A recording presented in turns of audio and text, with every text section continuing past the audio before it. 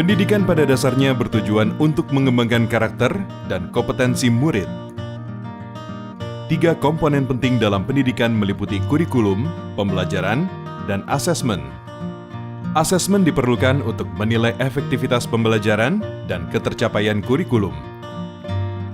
Informasi dari asesmen nasional dapat dimanfaatkan untuk memperbaiki proses pembelajaran. Dengan demikian, asesmen nasional tidak dirancang untuk menghakimi sekolah atau melakukan pemeringkatan sekolah. Informasi yang diperoleh digunakan untuk perbaikan kualitas belajar mengajar yang pada gilirannya akan meningkatkan hasil belajar murid.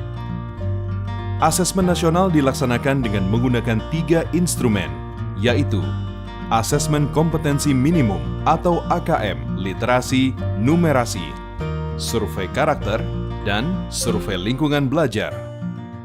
Komponen asesmen kompetensi minimum terdiri dari literasi membaca dan numerasi.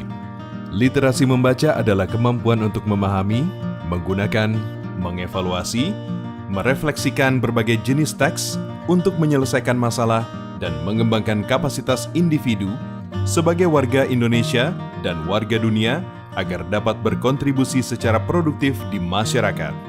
Numerasi merupakan kemampuan berpikir menggunakan konsep, prosedur, fakta, dan alat matematika untuk menyelesaikan masalah sehari-hari pada berbagai jenis konteks yang relevan untuk individu sebagai warga negara Indonesia dan dunia.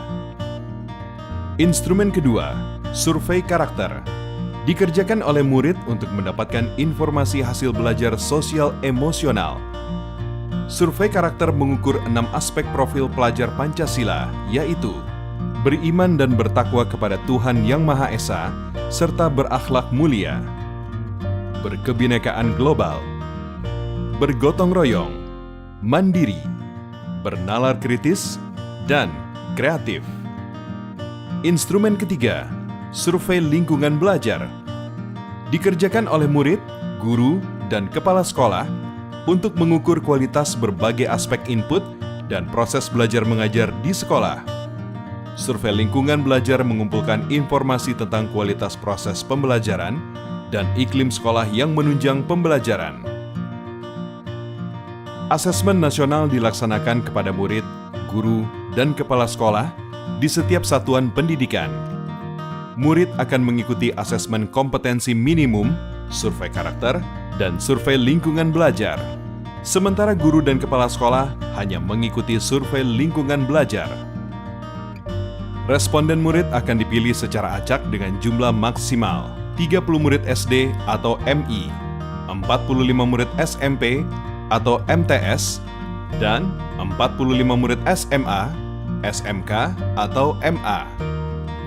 Sementara responden paket A, B, dan C adalah semua warga belajar yang mendaftarkan ujian kesetaraan pada masing-masing paket, yaitu ujian kesetaraan paket A untuk kelas 6, paket B untuk kelas 9, dan paket C untuk kelas 12.